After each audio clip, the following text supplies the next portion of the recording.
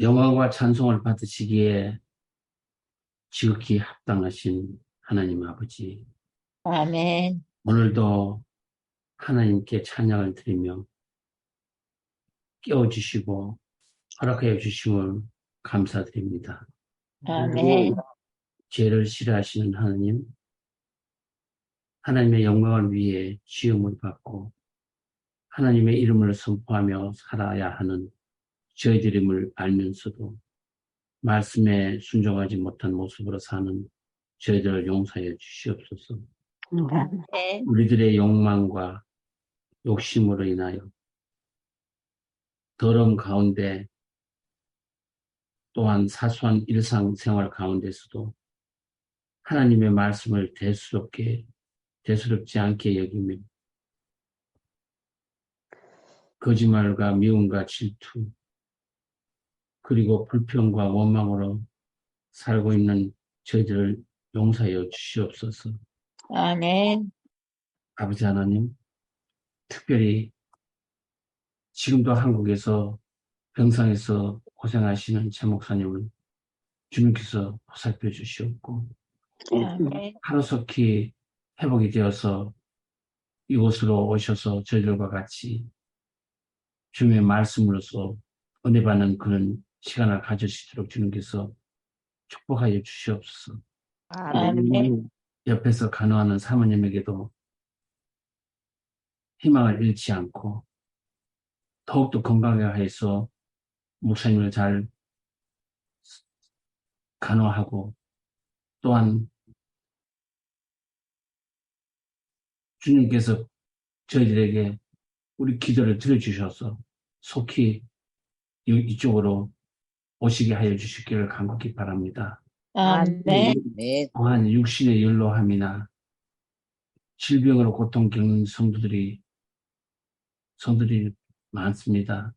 우리의 기도에 응답하시는 하나님의 은혜로 위로받고 치료받고 체험받기를 간절히 원합니다.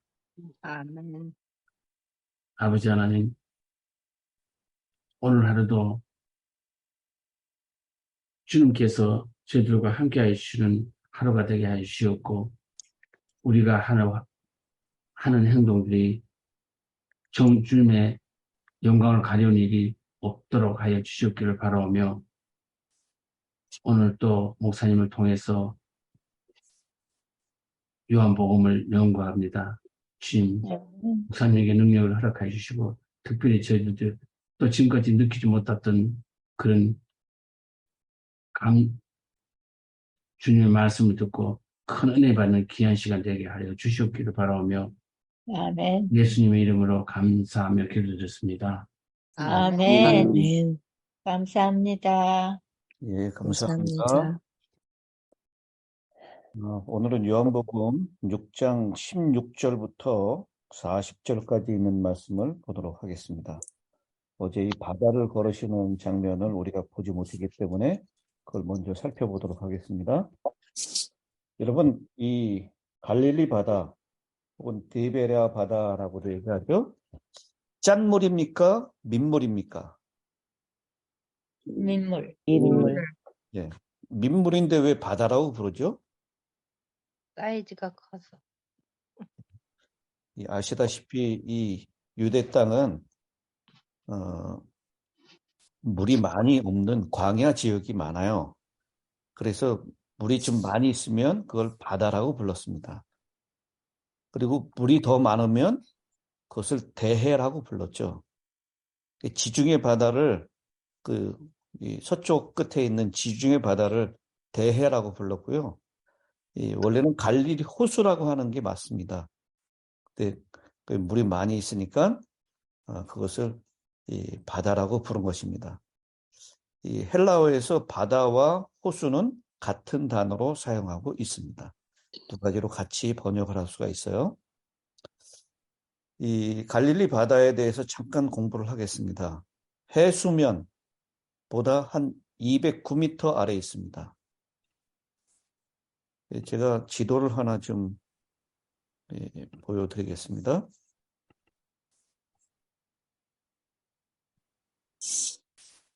보이시죠? 네. 예, 갈릴리 바다가 이렇게 수금처럼 그렇게 생겼습니다. 6장 이 본문의 1절부터 나오는 것은 이 디베리아라고 하죠. 티베리우스 황제의 이름을 따가지고 티베리아라고 불렀습니다. 여기에서 바다 건너편으로 가신 겁니다. 아마 이 베세다 근처에 있는 이쪽 산으로 들어가셨던 것 같아요. 거기 쉬시려고 했다가 예루살렘 가는 절기인 6월절이 다가오자 사람들이 이 갈릴리 지역에서 예수님이 하셨던 사역을 많이 보고 치료도 받고 은혜도 받았기 때문에 예수가 계신 것을 수소문해서 이곳으로 티베리아에서 배를 타고 오는 사람도 있고 걸어서 오는 사람도 있고 그렇게 왔습니다. 이 갈릴리의 남북의 최장 거리는 21km 정도 되고요. 그 다음에 동서로 되어 있는 이 거리의 최장 거리는 한 12km 정도 되고, 그 다음에 바다의 가장 깊은 곳은 한 43m 정도 된다라고 얘기합니다. 그리고 이 둘레를 전체를 따지면 한 53km 정도 된다라고 얘기를 합니다. 주변에 산악 지역으로 둘러싸여 있기 때문에 지중해에서 부는 바람과 산에서 내려오는 바람이 만나면 갑작스럽게 돌풍이 일어나기도 합니다. 오늘 본문의 배경이 되는 곳은 이 티베리아에서 배를 타고 이 베세다 쪽으로 왔는데요. 여기에서 다시 5천 명을 먹이는 사건을 이루고 난 다음에 그 다음에 제자들에게 배를 타고 빨리 가버나움 쪽으로 이동을 해라. 마가의 기록이 하면 베세다 쪽으로 가라라고 얘기했다는데 왜 그렇게 마가가 기록했는지는 잘 모르겠습니다. 어쨌든 배를 타고 가버나움 쪽으로 이동하라고 얘기를 했어요. 근데 제자들이 가는 것을 주저하고 아쉬워했습니다. 예수님을 뭘로 삼을 수 있었는데요? 왕. 임금으로 삼을 수 있었는데 절호의 찬스였지 않습니까? 5천 명 이상을 먹였던 그 기적 때문에 이 대중들의 인기가 있었고 그 다음에 임금으로 삼을 수 있었는데 시대의 소망에 표현하면 그것을 주동한 사람이 바로 유다였다라고 얘기를 합니다. 그래서 제자들의 마음이 예수님의 빨리 배를 타고 이동하라. 그리고 무리들을 다 흩으셨어요. 그리고 예수님은 산으로 홀로 기도하러 가셨습니다. 예수님의 마음을 몰라주는 이 상황 때문에 예수님은 제자들과 떨어져서 홀로 계셨고 그 홀로 계시는 동안 주님께서는 자기의 메시아임을 어떻게 사람들에게 잘 증거할 수 있을지 그리고 하나님과 더 깊이 교제 나누는 그런 시간을 보내십니다. 만약 예수님께서 가라고 하는 그 시간에 출발했다면 돌풍을 만나지 않았을 것입니다. 그런데 제자들이 해질 때까지 기다렸다 그랬어요. 오늘 6장 16절에 저물매 제자들이 바다에 내려갔다라고 얘기합니다. 적어도 저녁 6시가 되는 시간이었을 것 같습니다. 거기에서 제자들이 배를 타고 가버나움으로 가려고 하는데 돌풍 때문에 배가 밀려서 아마 이 중간쯤으로 갈릴리 바다 중간쯤으로 간 것 같습니다. 17절입니다. 배를 타고 바다를 건너 가버나움으로 가는데 이미 어두웠고 예수는 아직 그들에게 오시지 아니하셨더니 큰 바람이 불어 파도가 일어나더라. 여기서 우리가 몇 가지 주목해서 볼 필요가 있는데요. 고대 신화에서 거친 바다는 혼돈과 악의 영역으로 바다 뱀이나 다른 무서운 생물들이 가득 찬 곳으로 묘사되고 있습니다. 그런데 예수께서는 스스로 이 세상을 완전히 제어할 수 있다는 것을 오늘 이 말씀을 통해서 증명하고 계십니다. 우리의 삶이 거친 바다 위에서 떠밀려 다니는 배처럼 도무지 제어할 수 없는 것처럼 보일 때가 많이 있습니다. 매사가 통제 불능인 것처럼 보일 때조차 예수께서 다스리고 계신다는 것을 아는 것은 얼마나 우리에게 큰 유익이고 든든함이 있습니까? 우리가 할 수 있는 것을 다 한 후에 우리가 제어할 수 없는 것은 하나님의 통치에 맡기고 편히 쉬는 것이 건강에도 좋습니다. 반면에 불건전한 인간의 생각과 감정은 하나님이 가까이 계시는데도 멀리 있다고 느끼고 그가 기뻐할 이유를 제공하시는데도 두려워하게 합니다. 오늘 이 바다에 있었던 이 제자들의 마음 가운데 이 바다에만 폭풍이 있는 것이 아니라 이미 제자들의 마음 가운데도 걷잡을 수 없는 감정의 폭풍이 이르러 왔습니다. 주님을 자신의 뜻대로 세우려고 하지만 임금으로 세우는데 실패를 하게 되죠. 그래서 거기서 밀려오는 당혹감과 불편한 심경을 가지고 주님께서 빨리 가라고 재촉하셨는데도 불구하고 해질녘에 출발하게 된 것입니다. 그렇게 희망이 없어 보이는 그 배의 일렁임, 그 시간이 거의 사경쯤 되었다라고 얘기를 하죠. 우리 요한은 그 시간을 설명하고 있지 않지만 마태나 누가는 그 예수님이 바다 위를 걸어갔던 시간이 사경쯤 되었다라고 얘기를 하고 있습니다. 여기서 유대인들은 원래 밤의 시간을 3경으로 나눴어요. 초경, 2경, 3경. 근데 로마인들은 그것을 4경으로 나눴습니다. 4번으로 나눴죠. 그래서 요한은 마태나 마가는 로마 사람들이 나눴던 시간대로 4경이라고 표현하고 있는 것입니다. 이 4경에 해당되는 시간은 새벽 3시부터 5시까지, 해 뜰 때까지 6시까지입니다. 그렇다면 이 제자들이 갈릴리에서 한 6시쯤 배를 탔다면 몇 시간 정도 이 갈릴리 바다에서 노를 저으면서 사투를 벌이고 있었다라고 생각하십니까? 6시에 배를 시작했다면 10시간 내지 11시간. 새벽 3시까지니까. 9시간. 9시간. 뭐 8, 9시간을 좋게 그 바다에서 헤매고 다니는 것입니다. 갈릴리 바다에서. 원래 있었던 데베라 동쪽쯤에서 배를 탔다면 가버나움까지 가는데 1시간이면 좋겠습니다. 예수님의 말을 진작 따라서 해지기 전에 출발했다면 1시간이면 갈 수 있는 거리를 순종하지 않았기 때문에 8, 9시간이 걸리는 그런 고생을 하게 된 것이죠.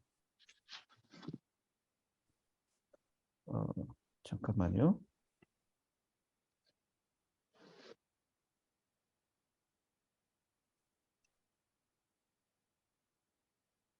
어느 분이 이거를 화면 공유를 해가지고 화면 공유를 끄면 좋겠는데요. 네, 꺼진 것 같습니다. 그런데요, 욥기 9장 8절에 보면 그가 홀로 하늘을 펴시며 바다 물결을 밟으시며 라고 합니다. 바다를 걸을 수 있는 분은 누구라고 표현하는 것이죠? 하나님이라고 표현하는 것입니다. 하나님만이 바다를 걸으실 수 있는 분이다. 잠언 30장 4절에도 하늘에 올라갔다가 내려온 자가 누구인지, 바람을 그 장중에 모으는 자가 누구인지, 물을 옷에 싼 자가 누구인지, 그 이름이 무엇인지, 그 아들의 이름이 무엇인지 너는 아느냐라고 했습니다. 그러니까 바람을, 파도를 다스릴 수 있는 분, 그분은 하나님이시다라는 것을 말씀하고 있습니다. 그러므로 구약을 잘 알고 있는 사람들은 무리를 걸으시고 바람과 파도를 다스리시는 예수님의 능력은 곧 예수님이 누구라는 것을 보여주는 것입니까? 하나님이라는 것을 보여주는 것입니다. 그래서 예수님께서 뭐 마태의 기록에 의하면 베드로가 바다를 걷죠, 같이. 근데 베드로가 물에 빠져 죽어갈 때 나를 구원해 달라고 요청하니까 예수님이 즉시로 베드로를 구원해서 배 위에 오릅니다. 그랬더니 제자들이 예수님 앞에 다 엎드려 절하고요. 배 위에 오르니까 이 바람 폭풍이 잠잠해져요. 예수님께 절하면서 뭐라고 고백을 합니까? 저는 당신은 죄인입니다. 하나님의 아들입니다라고 고백을 합니다. 바로 이렇게 바다를 걷고 바람과 파도를 다스리시는 분은 하나님이시다라고 합니다. 그것을 너무나 잘 알고 있었기 때문에 이 능력을 나타내신 예수님을 하나님의 아들입니다라고 그렇게 고백하고 있는 것입니다. 믿음이라고 하는 것은 하나님께서 삶의 모든 국면에 임하시기를 기대하는 마음의 상태입니다. 그것이야말로 두려움을 물리치는 궁극적인 방어 수단입니다. 우리 그리스도인들은 전적으로 홀로 있고 하나님으로부터 버림받았다는 생각이 들 때조차도 예수님의 임재와 도움을 기대할 수 있다는 위로의 이야기를 오늘 이 제자들 가운데 바다를 걸으신 그분의 이야기 가운데서 발견할 수 있습니다. 그런데 오늘 우리가 한 가지 주목해서 볼 문장이 하나 있는데요. 20절에 있는 것입니다. 바다 위로 걸어오는 것을 보시면서 두려워했습니다. 공간복원의 표현에 의하면 유령일 것이 귀신이다라고 그렇게 표현했어요. 그런데 20절에 이르시되 내니 두려워하지 말라라고 말씀하십니다. 여기 내니라고 하는 이 표현은 헬라어로 에고 에이미라고 하는 이 단어입니다. 이 말은 70인역에서 히브리어로 아니후라고 하는 아니후 나는 나 곧 그니라라고 하는 표현입니다. 나는 그다라고 하는 번역을 70인역에서 반복해서 표현하고 있습니다. 그것은 곧 하나님이라고 하는 여호와의 선언입니다. 이 모세가 당신을 누구라고 사람들한테 얘기할까요? 당신의 이름을 가르쳐 주십시오라고 했을 때 하나님의 이름을 가르쳐 주시죠. 뭐라고 표현하셨습니까? 스스로 있는 자다. 스스로 있는 자다. 그 표현이 바로 아니후입니다. 헬라어로 번역된 70인역에서는 에고 에임이라고 표현했어요. 나는 나다라는 표현입니다. 그런데요, 나는 바로 그다라고 하는 표현, 그게 신명기 32장 39절에 나옵니다. 이제 나 곧 내가 그인 줄 알라. 그 표현이 에고 에임이에요. 나와 함께하는 신이 없도다. 내가 죽이기도 하며 살리기도 하며 상하게도 하며 낫게도 하나니 내 손에서 능히 건질 자 없도다. 그때 내가 그니라. 나 곧 내가 그니라 라고 표현합니다. 이사야 43장 10절에도 이렇게 말씀하시죠. 나 여호와가 말하노라. 너희는 나의 증인 나의 종으로 택함을 입었나니 이는 너희로 나를 알고 믿으며 내가 그인 줄 깨닫게 하려 함이라. 나의 전에 지음을 받은 신이 없었느니라. 나의 후회도 없으리라. 여기 내가 그인 줄 알리라. 그 표현이 바로 에고 에이미, 하나님의 말씀을 그렇게 표현한 것입니다. 그래서 그냥 내니 두려워 말라, 이 표현은요, 이 구약을 잘 알고 있었던 제자들에게는 에고 에이미, 나는 스스로 있는 자다, 나는 하나님이다, 여호와다라고 하는 표현을 그들은 금방 알아차린 것입니다. 이 표현이 요한복음에 여러 번 반복해서 나옵니다.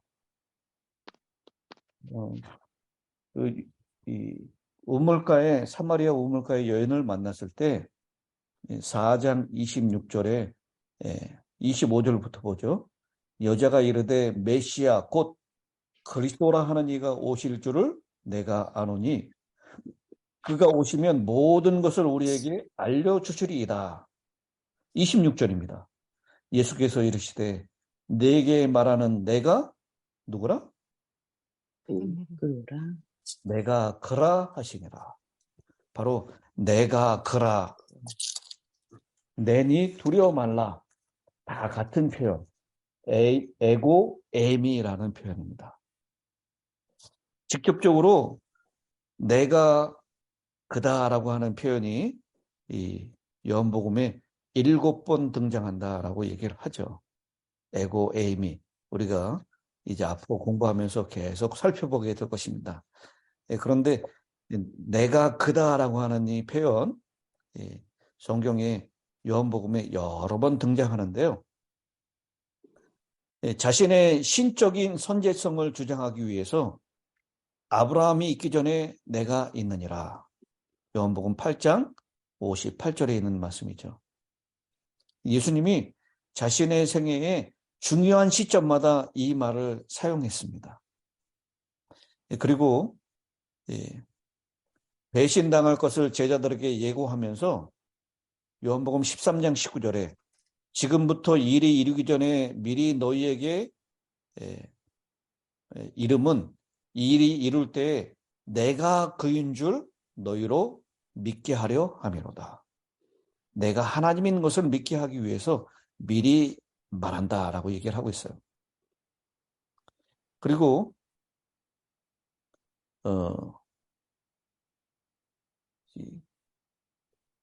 어디에요? 그 유다 병정들이 이 겟세마네 동산에서 예수님을, 나사렛 예수를 찾는다고 하자 그 말에 대한 대답으로 요한복음 18장 5절입니다. 그는 다시 네로다, 네로라라고 표현합니다. I am.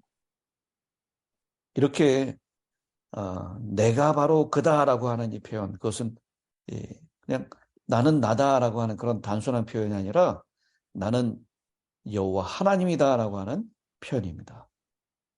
그래서 이 말을 듣고 제자들이 바로 예수님이 하나님의 아들입니다라고 하면서 마태 기록에 하면 예수님 앞에 절을 합니다. 이게 제자들이 처음으로 예수님을 경배하는 모습이었습니다. 그래서 오늘 이 바다를 걸으신 이 모습을 통해서 우리는 예수님이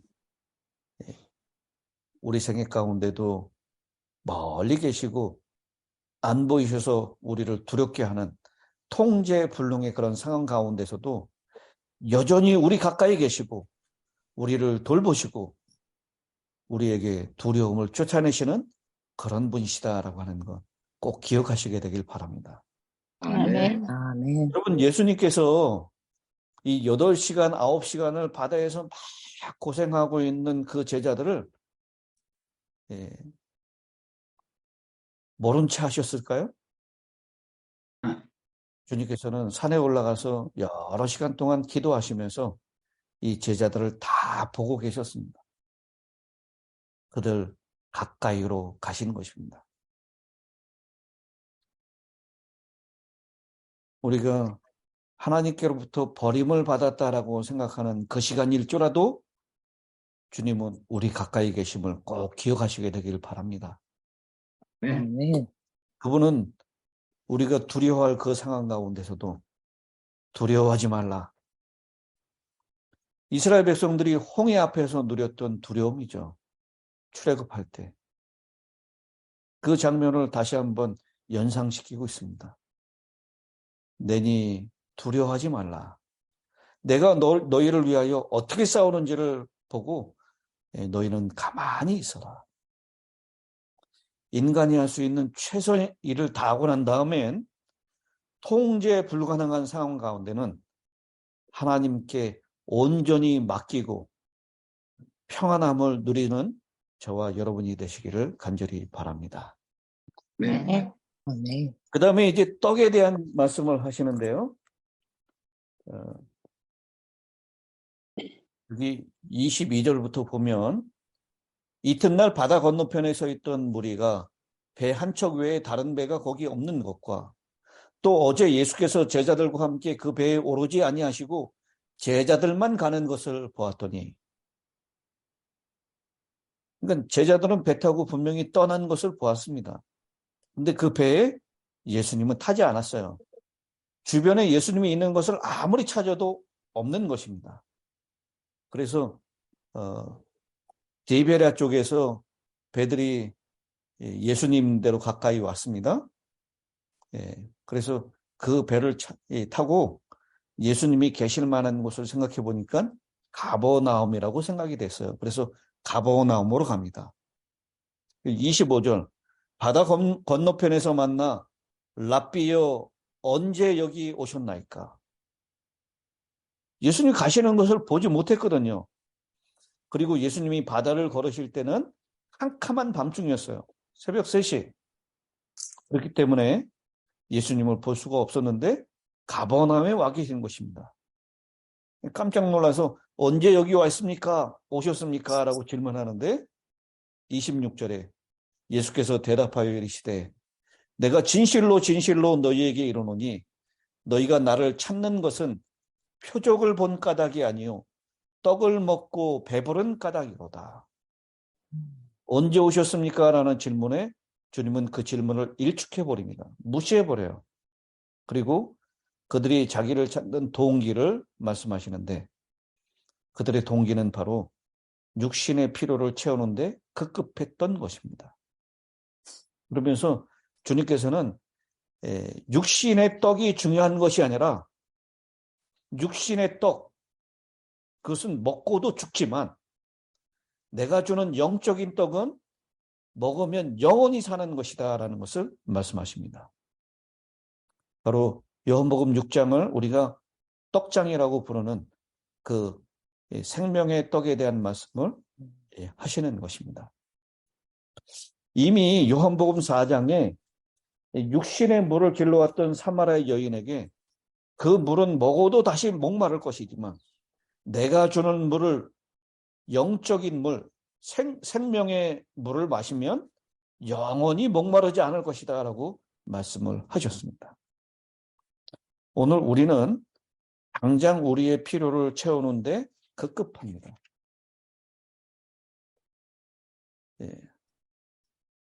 여기 30절에 있는 말씀이죠. 그들이 묻되 그러면 우리가 보고 당신을 믿도록 행하시는 표적이 무엇이니까? 하시는 일이 무엇이니까? 표적을 보여달라 그래요. 기적을 보여달라고 얘기를 하는 것입니다. 여러분, 이것이 당시에 이 사람들만 나타냈던 태도였습니까? 우리들도 마찬가지로 표적을 구하고 있지 않습니까? 유대인들의 구전 모음집인 미드라시에 보면 메시아가 오셔서 다시 만나를 주신다는 내용이 있습니다. 바로 모세와 같은 선지자가 오시면 모세처럼 만나를 하늘에서 내려주실 것이다. 그래서 먹고 사는 일에 걱정이 없을 것이다 라고 미드라시에 기록되어 있습니다. 그래서 예수님을 그 선지자라고 얘기했었던 이 사람들은 오병이어를 먹였던 그것 말고 매일매일 우리의 먹을 것을 달라고 요청을 하는 것입니다. 그런데 주님께서는 그 만나를 먹어봐야 그들은 죽었다라고 얘기를 합니다. 그들이 구해야 될 것은 육적인 생명이 아니라 빵이 아니라 영적인 빵을 얻어야 한다라고 말씀을 하고 있는 것입니다. 우리들도 끊임없이 주님께 표적을 구하는 사람들임을 부인할 수 없습니다. 앞길을 보여달라고, 시험을 통과하게 해달라고, 이루지 못한 것들을 두고 씨름하듯이 기도합니다. 각자가 그려놓은 청사진들을 두고 이것과 똑같이 그려달라고 간청을 합니다. 우리도 주님께 표적을 구하고 있습니다. 세상의 가치관, 시대의 가치관을 따라서 내가 원하는 것, 내가 원하는 그림을 그려놓고 그 일이 일어날 수 있도록 표적을 구하는 것입니다. 그런데 주님은 이 세상적인 가치관, 이 세상적인 것에는 관심이 없으십니다.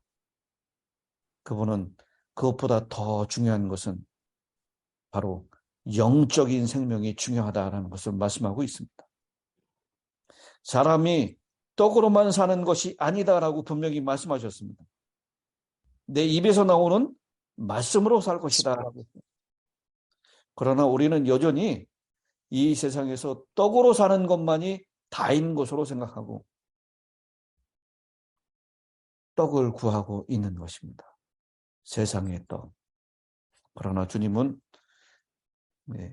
하늘로서 내려온 생명의 떡을 말씀하시면서 내가 바로 하늘로부터 내려왔던 생명의 떡이다. 35절이죠. 예수께서 이르시되 나는 생명의 떡이니 내게 오는 자는 결코 줄이지 아니할 터이요 나를 믿는 자는 영원히 목마르지 아니하리라. 그러면서 바로 하나님의 일을 해라. 세상의 일을 구하지 말고. 그랬더니 하나님의 일이 무엇입니까? 라고 질문을 하죠. 어떻게 하여야 하나님의 일을 하오리까? 28절 그렇게 질문합니다. 그 질문에 29절 주님께서는 이렇게 대답하십니다. 예수께서 대답하여 이르시되 하나님께서 보내신 일을 믿는 것이 하나님의 일이니라. 주님께서는 아주 간단하게 우리의 구원을 위하여 한 말씀 하십니다. 우리 인간이 일생 동안 많은 일을 할 수 있을 것 같지만 실상 믿는 것 하나만 하기에도 버겁고 우리가 집중해야 할 한 가지 일이 있다면 그것은 바로 하나님께서 보내주신 주님을 믿는 일이다라고 말씀하고 있습니다. 히브리서 11장 6절이죠. 믿음이 없이는 하나님을 기쁘시게 하지 못하나니 하나님께 나아가는 자는 반드시 그가 계신 것과 또한 그가 자기를 사랑하는 자들에게 상 주시는 이심을 믿어야 할지니라. 오늘 하나님의 일을 하는 우리 모두가 되시기를 바랍니다. 그리고 주님께서는 이 땅에 자신을 떡으로 주기 위하여 빵으로 주기 위하여 오셨습니다. 주님을 따라가는 제자라고 하는 우리 모두는 이 세상 사람들의 빵으로 살아야 합니다. 우리가 이 세상을 살아가면서 세상의 가치관을 따라서 부와 건강, 권력과 권세, 평안함을 누릴 것이 아니라 보람 있고 의미 있는 일을 따라가야 할 것이 아니겠습니까? 아멘. 보람 있고 의미 있는 일은 바로 나 자신이 아니라 다른 사람을 위하여 나를 빵으로 줄 때, 그때 보람과 의미는 생기는 것입니다. 주님이 이 세상에 빵으로 오셨던 것처럼 우리도 우리 주변에 있는 사람들에게 빵으로 자기 자신을 드리는 그런 한 날이 되시기를 간절히 바랍니다. 아멘. 아멘. 기도드립니다. 하늘에 계신 아버지 하나님, 주님이 주시는 것보다 세상에 있는 것을 더 좋아했습니다. 주님의 평가보다 사람들의 평가가 더 잘 들렸습니다. 눈에 보이지 않는 것보다 눈에 보이는 것을 더 의식하며 살았습니다. 믿는다고 하지만 여전히 세상의 오병이어를 따르는 무리 중에 한 사람이었음을 고백합니다. 아멘. 그래서 늘 배고프고 늘 목이 말랐습니다. 생명의 떡이 되시는 주님, 결코 줄이지 않고 다시 목마르지 않게 해주시는 주님을 양식 삼아 살아갈 수 있도록 은혜를 허락하여 주시옵소서. 아멘. 이것도 우리도 누군가의 생명의 떡으로 오늘 우리 자신을 드릴 수 있도록 은혜 베풀어 주시옵소서. 아멘. 우리 주님 예수님의 귀하신 이름으로 간절히 기도드리옵나이다. 아멘. 아멘. 아멘.